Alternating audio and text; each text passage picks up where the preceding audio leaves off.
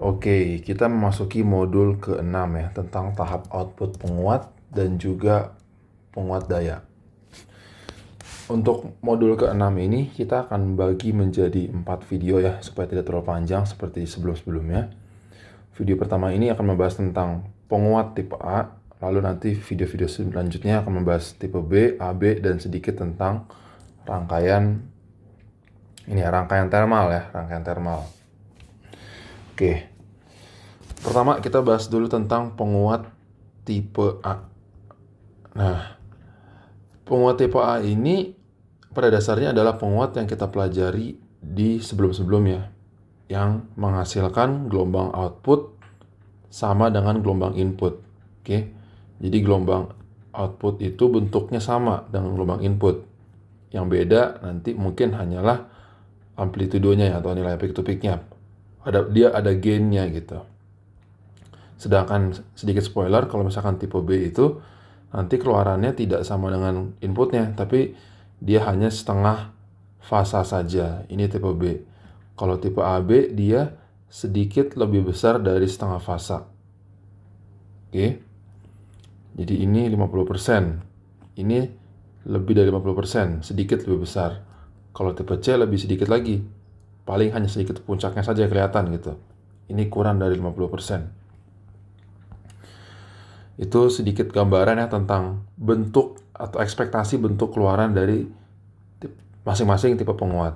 Nah, kita bahas secara spesifik ya, penguat tipe A itu gimana rangkaiannya. Nah, jadi penguat tipe A itu rangkaiannya sama, ada sebuah transistor tipe N, lalu langsung terhubung ke VCC. Ini ada sinyal inputnya, sinyal kecil ya, VI. Kemudian kita pakai beban. Oke, ini RL-nya. Ada bebannya. Nah, di bawah sini, ini sebenarnya merupakan rangkaian sumber arus. Oke, dia adalah rangkaian sumber arus. Tapi rangkaian sumber arus ini dapat diimplementasikan macam-macam. Dapat diimplementasikan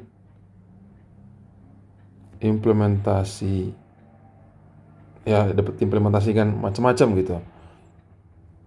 Dan kalau teman-teman baca, itu ada yang menggunakan rangkaian sebuah transistor dan ada diodanya. Ada juga kalau di modul tuh kita pakai resistor, kemudian kita pakai transistor, Ada yang pakai transistor dan dioda, ada yang pakai transistor dan 2 buah resistor, itu kalau di modul ya. Nah, sama saja analisisnya. Nah, tapi kita akan coba, misalkan kita implementasikan sumber arus ini, kita implementasikan sumber arus ini dengan, ya misalkan seperti di modul ya, dengan transistor dan juga 2 buah resistor, supaya sama dengan di modul, oke?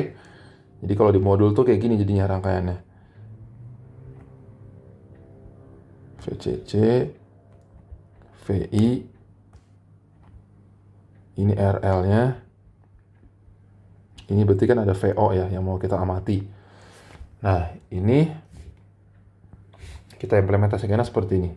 Jadi ada transistor NPN yang lain, lalu ini ada resistor dan cukup kecil ya. Perlu diingat ini cukup kecil. Lalu di sini ada 2 buah resistor biasnya. Nah,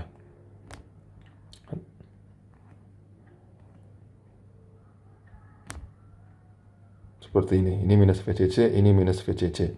Ini ground. Nah, R1, R2 ini kita pilih sebenarnya untuk menentukan arus. Oke. Dia kita pilih untuk menentukan arus I. Jadi sumber arus ini kita harapkan dia itu memiliki nilai yang konstan sebesar I. Oke. Cara mengaturnya adalah dengan mengeset nilai R1 dan R2. Tapi kalau di kit praktikumnya sudah fix ya. R1 ini 5,6 kilo. Kalau R2 ini 1,2 kilo. Jadi nanti arusnya sudah fix arusnya. Nah, nanti kita akan pasangkan sebuah ampere meter, atau kita nanti ingin mengukur arus I ini berapa gitu kan. Makanya, dan ini kita pilih ini R3 nah misalkan. R3 ini kecil. Kita pilihnya kecil. Kenapa? Nanti akan saya jelaskan kenapa. Itu berpengaruh dengan batasan nilai VO dan batasan nilai VO-nya, batasan nilai VO maksimum atau minimumnya. Itu kenapa nanti kita pilih R3 ini kecil. Kalau di kit itu sebesar 1,2 ohm saja gitu, sangat kecil. Oke. Nah, jadi seperti ini rangkaiannya untuk penguat tipe A. Berarti kan VO ini bentuknya seperti apa kan kalau dibandingkan dengan VI? Bentuknya sama, tapi sampai dengan batas tertentu. Artinya, kalau VI ini kita terus perbesar, maka nanti VO itu lama-lama akan mulai terdistorsi. Nanti kita akan lihat lebih jelas ya dalam simulasi, biar terbayang gimana maksudnya terdistorsi. Artinya, VI itu kan sinusoid nih, kecil. VO itu kan diekspektasikan berbentuk sinusoid juga kan, diperbesar. Tapi kalau misalkan VI ini terlalu kita perbesar, atau VCC-nya kurang, ya kan? Jadi either VI-nya terlalu besar, atau VCC-nya masih kita turunkan, atau RL-nya kita turunkan, itu nanti bentuknya itu akan terdistorsi gitu. Mungkin dia akan terpotong seperti ini. Dia bukan jadi penguat tipe A lagi gitu. Nah, ini saya akan coba turunkan ya secara matematis gitu, secara teoritis gimana atau berapa nilai-nilai maksimum minimumnya dan juga arusnya. Jadi VO ya, ini kan ada dua buah transistor nih, Q1 dan Q2. Tegangan VO itu VO max ya, tercapai saat Q1 ini saturasi dan Q2 ini cut off. Nah, artinya tidak ada arus yang melewati transistor Q2 sehingga bisa kita hapus gitu ya, seakan-akan. Maka nilai VO max itu akan sama dengan VCC. Oke. Ingat ya, VO max-nya terjadi saat Q1-nya saturasi dan Q2-nya cut off. Berarti VCC ya, ini dengan hukum ohm saja.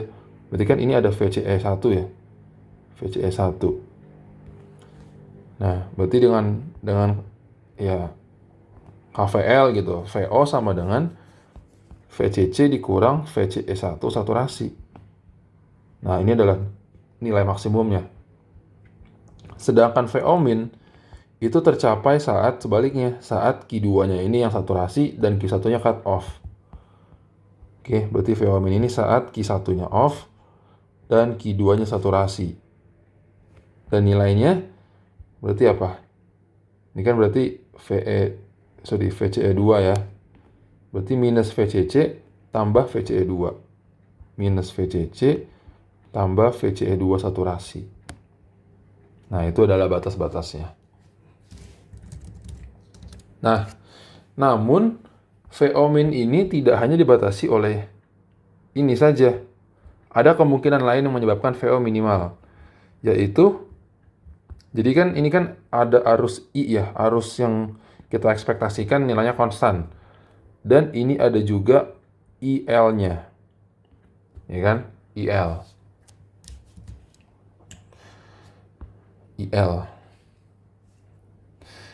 IL itu kan saat Q1 itu cut off, maka nilainya akan sama dengan I kan? Ya kan? Nilai akan sama dengan I. Karena kan ini cut off nih, hilang, berarti arusnya dari sini sama gitu, sama semua. Atau dia ngarahnya ke sini gitu kan, ngarahnya ke sini. Nah, maka pada situasi itu VO min juga bisa juga sama dengan I dikali RL gitu. Nah, perhatikan bahwa kedua nilai ini tidak harus sama ya. Tidak harus sama. Dan yang menjadi VO min adalah yang terkecilnya. Jadi VO min itu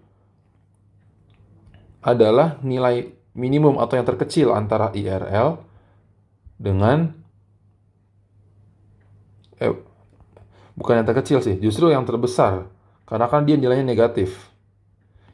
Antara IRL dengan minus VCC tambah VCE2 saturasi. Nah, biar lebih terbayang, kita gambarkan kurva karakteristiknya ya, antara VO dengan VI. Kalau digambarkan, seperti ini. Ini VI, ini VO. Jadi, dia akan berupa garis lurus seperti ini, sampai dengan batas asimtotnya, itu adalah ini ya, VO max-nya. Ya kan, ini VO max. Yaitu VCC dikurang VCE1 saturasi. Sedangkan batas bawahnya, dia ada dua kemungkinan. Dia bisa seperti ini. Oke, misalkan ini adalah minus VCC tambah VCE2 saturasi. Atau kalau misalkan ternyata I dikali RL itu lebih besar, misalkan di sini, ya udah, ini menjadi batasnya gitu. Ini adalah I kali RL, tapi minus gitu. Nah, berarti kalau misalkan ternyata ini yang lebih besar, ya udah, berarti nanti kurva karakteristiknya itu jadi seperti ini. Tapi kalau misalkan ternyata I kali RL-nya itu di bawah, misalkan di sini gitu ya, oh ya udah, berarti nanti kurva karakteristiknya itu jadi seperti ini. Jadi dilihat yang mana yang lebih besar gitu. Nah, kemudian arusnya ya. Arusnya itu. Jadi nilai VO min itu tercapai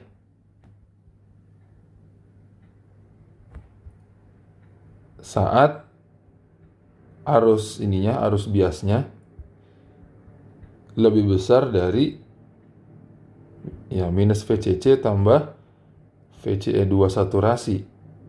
Ya kan, nilai VO min-nya dibagi dengan RL, ini mutlaknya. Gitu. Oke, itu sedikit gambaran tentang kurva karakteristik dan bentuknya. Nanti teman-teman juga akan mengamati ini ya pada osiloskop, VO terhadap VI, lalu bentuk VO dan juga VI pada waktu gitu ya, time base. Nanti akan teman-teman amati di osiloskop. Kemudian akan ada pertanyaan juga terkait dengan efisiensi. Nah, efisiensi dari penguat itu dapat kita analisis dari dayanya. Tapi nanti kalau teman-teman untuk mengukurnya, kalau nggak salah di modul tuh teman-teman juga akan menghitung yang namanya total harmonic distortion ya, THD. Nah, total harmonic distortion itu dapat teman-teman ini hitung dengan cara melakukan namanya fast Fourier transform. Ini di osiloskop ada menunya. Nanti yang akan ditunjukkan adalah spektrumnya, spektrum frekuensinya. Jadi kan nanti saat ini nih VI-nya dinaikkan atau VCC diturunkan atau saat RL-nya nanti diubah, kalau di modul nanti diubah ya dari 56 menjadi 33 ohm, itu akan teramati bahwa bentuknya mulai terdistorsi. Oke, jadi tidak lagi sinusoid sempurna. Dan kalau teman-teman amati pada FFT-nya, dia nanti akan ada beberapa spektrum. Oke, akan ada beberapa spike seperti ini. Nah, inilah yang kita sebut dengan frekuensi harmoniknya. Jadi, misalkan teman-teman ngeset generator sinyalnya itu 10 kHz. Oke, berarti ini adalah 10 kHz. Nah, tapi nanti dia akan punya komponen-komponen harmonik lainnya. Ya kan? Dia punya nilai nih. Ini misalkan sekian volt. Oke, jadi nanti bisa teman-teman ukur pakai kursor. Ini sekian volt. Ini let's say adalah V0-nya. Lalu ini adalah V1. Artinya tegangan pada harmonik pertama ini adalah V2. Nah, total harmonic distortion ini adalah rasio antara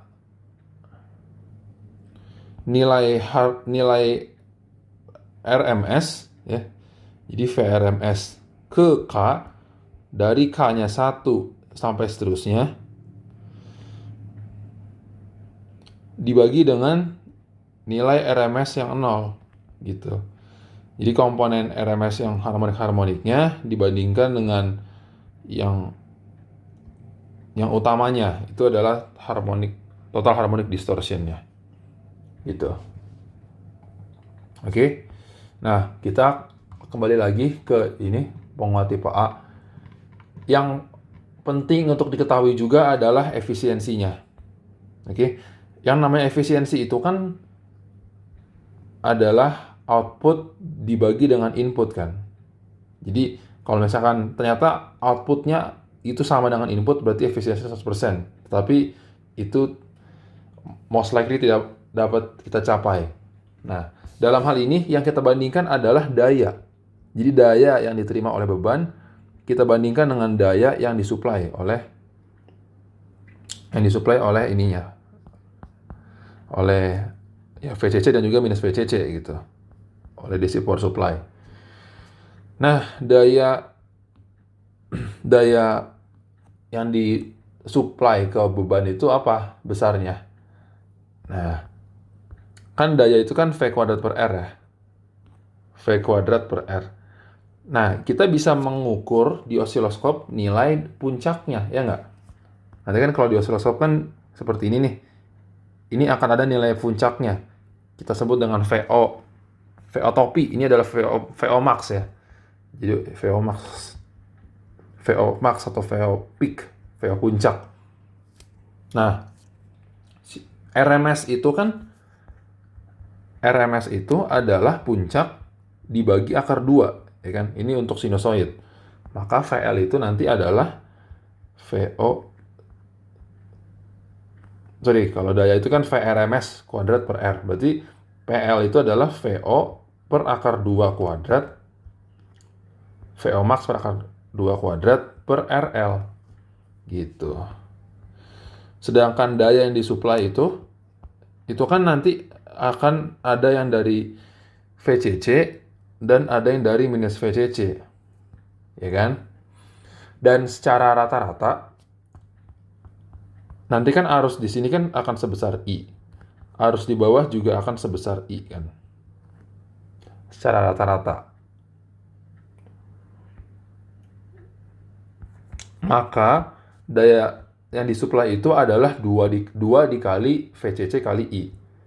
Oke, ini untuk VCC dan satunya lagi untuk minus VCC, jadi dikali 2. Maka efisiensinya itu akan sama dengan apa?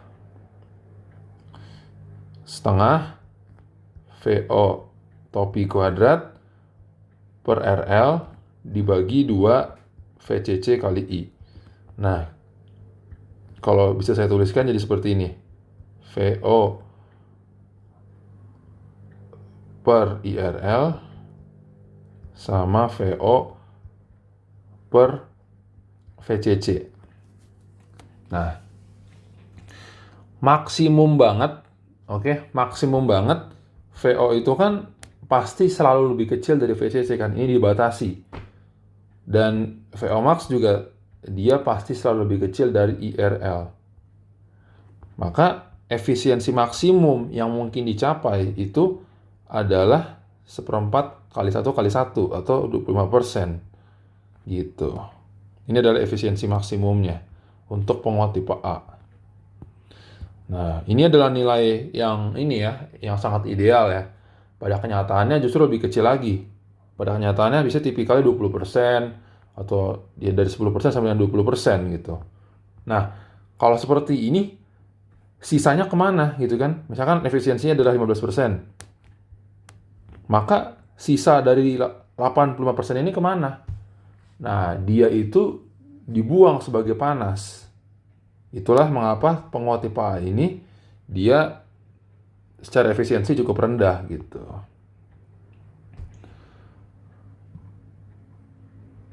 Oke, untuk penguat tipe A di modul 6 ini kayak gitu dulu. Kita akan lanjutkan pada video-video berikutnya. Terima kasih.